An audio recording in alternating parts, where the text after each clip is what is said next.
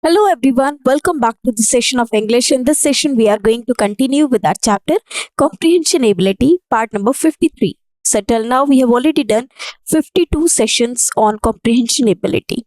So, in this session, we will discuss two passages. Let's have a look on which passages we are going to discuss in this session.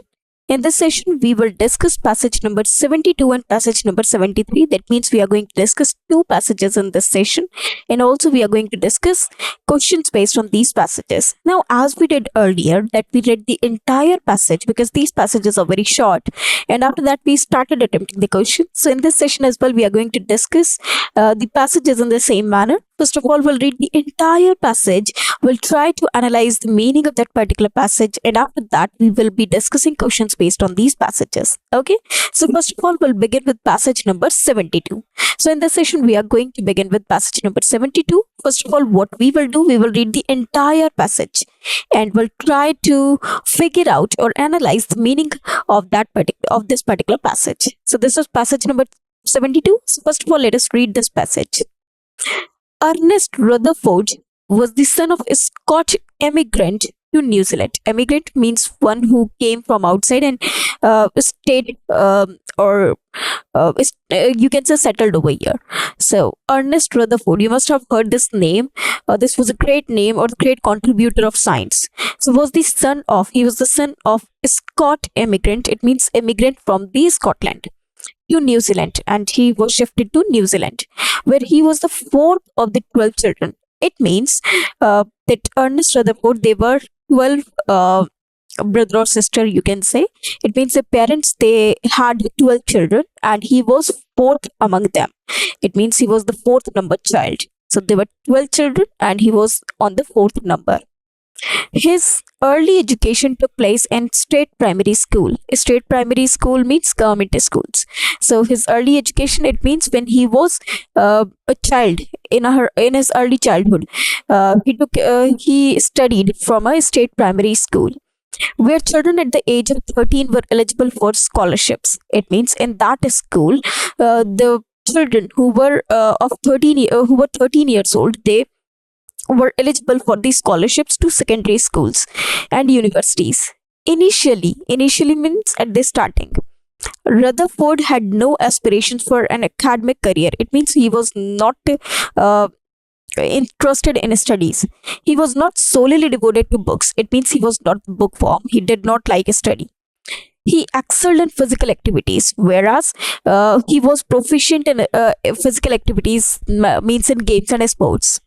So he liked football a lot.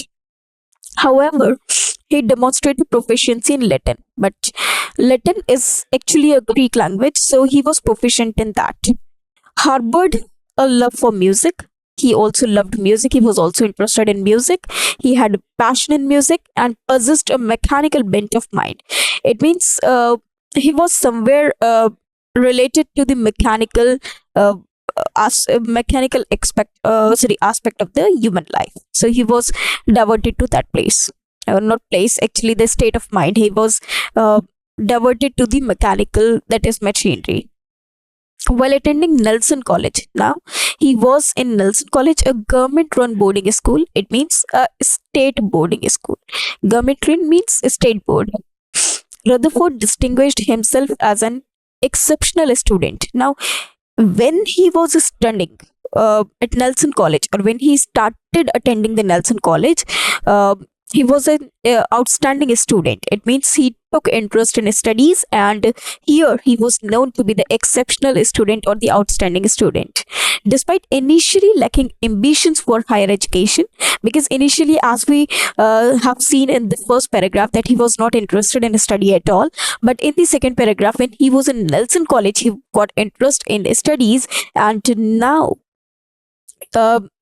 initially, as he was not ambitious towards the higher education, but here, because he took interest in education, he set for a scholarship examination. So he set for a school examination, that is a scholarship examination. It means if he take that exam and clear, he will get the examination. He will get the scholarship at Canterbury College at the encouragement of his teachers. Now this one is very, very important, that actually his teachers, they encouraged him to take this exam. ultimately securing a scholarship, and he also won it. It means he cleared or qualified that exam and he won the scholarship. He won the scholarship. It was during his time at Canterbury College that Rutherford's interest in science blossomed. Means at this time when he was in Canterbury College. Okay, so when he went to the Canterbury College, when he started attending the Canterbury College, what interest aroused in him? That was the interest towards science. It means he loved the subject science. He became captivated by the work of Hertz on radio waves. Actually, Hertz was a person who worked on radio waves, which is connected directly to the clock, and he this captured him, or this attracted him a lot, and commenced his own experiments. And he too started his own experiments by because he was inspired by Hertz's work. Hertz was the scientist. Okay.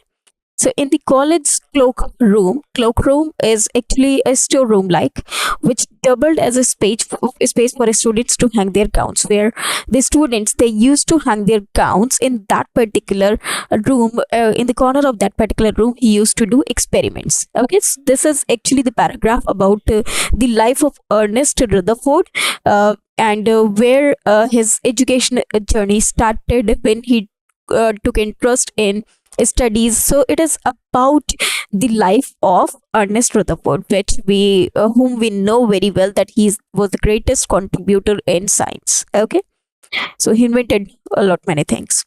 So you must have heard his name in physics and chemistry. Now let us start doing the questions based on this passage. I hope you understood the meaning of this particular passage. Okay, so now let us start doing the questions based on this passage. So as you can see that this passage is, the question number 1 is, Rutherford was his parents' dash child. Okay.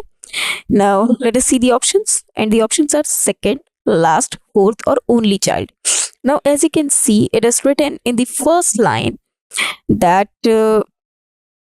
Ernest Rutherford was the son of a Scotch immigrant to New Zealand, where he was the fourth of the 12 children. It means there were 12 children, and among them he was the fourth one. Okay, so according to this, you can say that the answer to this question is C, that is the fourth child. So the answer is C. Okay, I hope you understood this. This is directly given in the passage. Now let us move to the question number 2. And the question is, Nelson College was. Now they're asking about something about Nelson College, that what it was. A state boarding school in New Zealand, school in Scotland, school in the United States, college in England. Now it must be United States. Okay. Now let us see about Nelson College. While attending Nelson College, now here you can see the attribution of Nelson College is given. That is a government-run boarding school. Government-run boarding school. Government schools are actually the state board. Okay, so it is actually the state boarding school. So according to this, A is the correct answer, that it is a state boarding school in New Zealand. And where was it? It is in New Zealand. As you can see in the first line of the passage, it is written that as you can see over here, that it is written he was a Scottish immigrant to New Zealand. Therefore this college was in New Zealand. So according to this, answer is A. So according to this, answer is A. Okay, now let us move to the next question. Now the next question is, Rutherford took the scholarship examination because. So what was the reason that he took the scholarship examination? He thought of following an academic career. So first option is that he thought that he should. Now the next question is, Rutherford took the scholarship examination because. So what was the reason behind this? He thought of following an academic career. He was an outstanding student. He was a bookworm, or his masters wanted him to do that. So now let us see that in the second paragraph it is written that. Now let us move to the next question. The next question is, Rutherford took the scholarship examination because. Now as you can see the options, it is written, he thought of following an academic career. He was an outstanding student. He was a bookworm. His masters wanted him to do that. Now let us move to the next question. And the next question is that Rutherford took the scholarship examination because. Now let us see the options. He thought of following an academic career. He was an outstanding student. He was a bookworm. His masters wanted him to do that.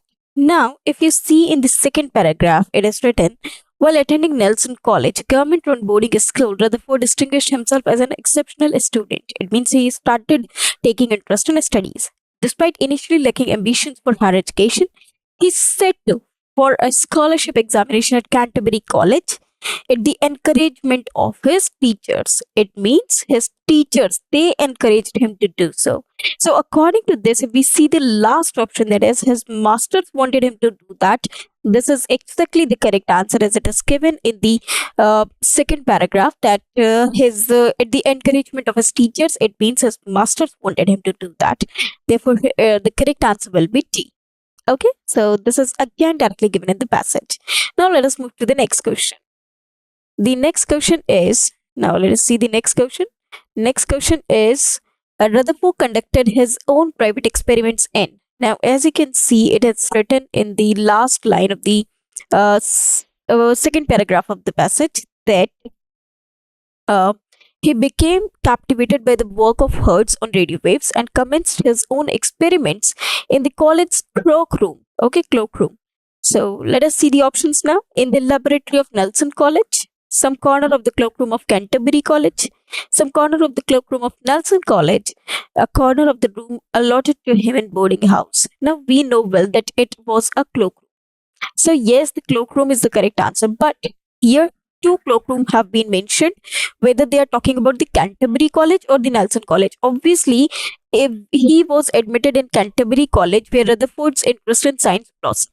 Okay, so here he started doing the experiments. Therefore, it was the cloakroom of Canterbury College. So it must have been the cloakroom of Canterbury College. Therefore, B is the correct answer according to the context given in the second paragraph of the passage. Okay, now let us move to the next question. And the next question is the phrase mechanical bent. Okay, as you can see it over here, the phrase mechanical bent suggests that Rutherford, now as you can see it over here, it is written, possessed a mechanical bent of mind. Options are, was devoid of human warmth, emotion, feeling, intelligence, etc. Did things and lived as thoughtlessly as a machine, was quite mechanical, had an aptitude for the science of machinery. As I told you, that mechanical bent means he was diverted, or he was concerned about science and machines. Therefore, he was actually had an aptitude for the science of machinery. Therefore, the correct answer is D. Okay. Now it was passage number 72 that we have already done. It was about Rutherford, and now we are going to discuss passage number 73. Okay, so let's begin the passage number 73. First of all, we'll read the entire passage, and after that, we'll start attempting the questions based on this passage. We should focus on advancing the human sciences, address the negative consequences. Consequences means results of hastily acquiring knowledge. Hastily means to acquire knowledge as soon as possible, eagerly, about the physical world. So many people are not aware of how this knowledge changes them. If we can control our destructive instincts and adapt to new challenges, we can create a happier future. It means if we can control ourselves, if we control our destructive instincts, it means to just of the reckless of the you can say, if we are fickle minded, so if we are able to control that particular situation, we can create a happier future. While fears are natural, we should focus more on the positive outcomes that could result from believing and pursuing them, because many times it happens that we believe that we expect the negative consequences, or we have somewhere in mind that the negative outcomes will take place. But if we focus that positive outcomes are also there, and maybe positive outcome will come, they could result from believing and pursuing them, we will believe in doing that, doing those actions. Science, despite any unpleasant outcomes it may entail means involve or include, inherently serves as a liberator. Liberator means someone who provides us freedom, freeing us from the constraints of physical nature. It means from the you can say from the stress of this physical nature and the burdens of destructive impulses. We stand at a critical juncture, facing either disaster or remarkable achievements. Previous eras have never encountered challenges as significant as ours, and it is through the lens of science that we must envision a brighter future. Envision means imagine, okay? That we envisage or imagine that we should have a brighter future, or we will have a brighter future. So, this is actually the passage about the human nature, the human science, and the perspective of human being, that what he believes that the future should be. For example, if a person does any action and if he wants to do any action, uh, he has somewhere in mind that or a dilemma that whether he should go for that or not, because he expect both the results can be there, either positive or negative, and we know very well that negative outcomes come first in his mind. Okay, so he believe if he control this approach and he has a control on himself, that yes, positive outcome can also happen, can also take place. So he must have the you can say the willingness or the confidence of doing that particular action or to pursue that. So this actually will make the future, this can make the future bright. Okay, so this is the passage about human nature. Now let us see the options, sorry, questions based on this passage. So the first question is, what does this science liberate us from? Okay, so the options are idealistic hopes of a glorious future, bondage of physical nature, fears and destructive passions, slavery to physical nature of life, nature and fire. Now if you see this, while fears are natural, we should focus more on the positive outcomes that could result from believing and in pursuing them. Science, despite any unpleasant outcomes may inherent, serves as a liberator, freeing us from the constraints of physical nature and burdens of destructive impulses. It means it is slavery of the physical nature and fire. Okay. So, according to this, answer is D, which is given in this line. Okay, so it is given in this line, the fourth last or the third last line of the paragraph or the passage.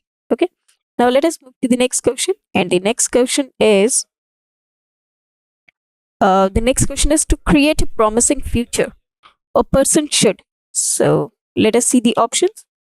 Analyze dangers that lie ahead. It means analyze the dangers that are going to happen in future. Try to avoid dangers. Cultivate a positive outlook. Overcome fears and dangers. So, to create a promising future, what a person should do. If you see here, it is written, we can create a happier future. If we can control our destructive instincts and adapt to new challenges, we can create a happier future.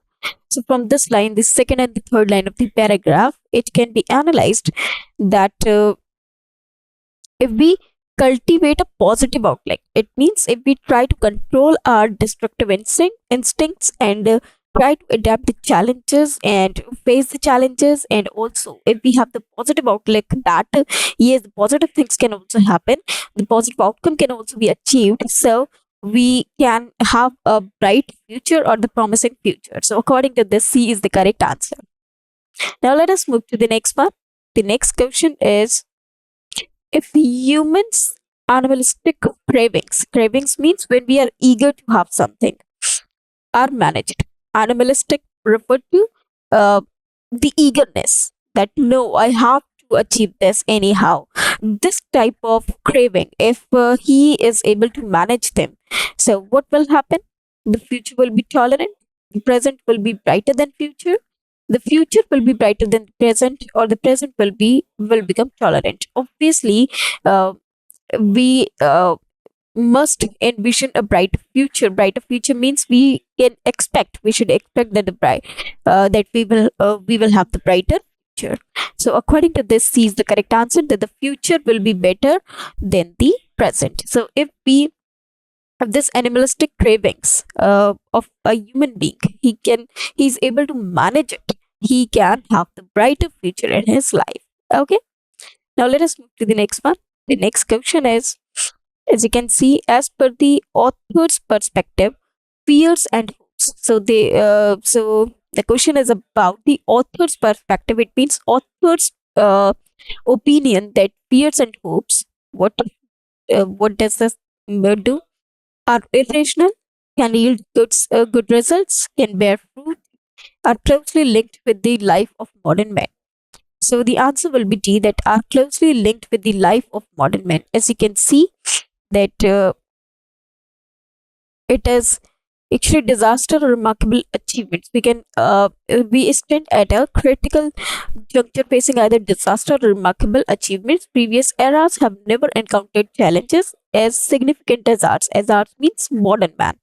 And through the lens of science, we must envision a brighter future. So, fears and hopes are closely linked with the life of the modern man. They were not faced by or the previous era, or the people living in the previous era. They had never encountered such challenges. Okay. Now, let us move to the next question. And the next question is, it is necessary to develop human sciences because they will. Now, let us see the options. Eliminate the destruction caused by superficial knowledge of the physical world, make us conscious of changing world, provide more knowledge of the physical world, make us conscious of the changes in ourselves. Now, they're asking about it is necessary to develop human sciences. What's the reason? So, we should focus on advancing the human sciences to address the negative consequences of hastily acquiring knowledge about the physical world. Many people are not aware of how the knowledge changes them. If we can control our destructive instincts, and adapt to new challenges, we can create a happier future. So, according to this, if we take uh, uh, eliminate the destruction caused by the superficial knowledge of the physical world, we can develop it as developed.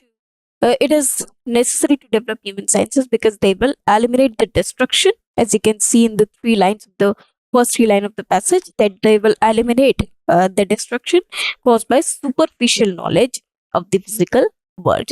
Okay, as you can see it over here, written in the three lines of the passage. Okay, first three lines of the passage. So these were two passages that we did, and both of the passages were very good. One was about Rutherford, and the other one was about the human development and nature of human. So I hope you understood both of the passages very well. So these were two passages that we have done. So in the next session as well, we are going to discuss some more passages. Till then, thanks to you. Stay tuned with us. Thanks to you.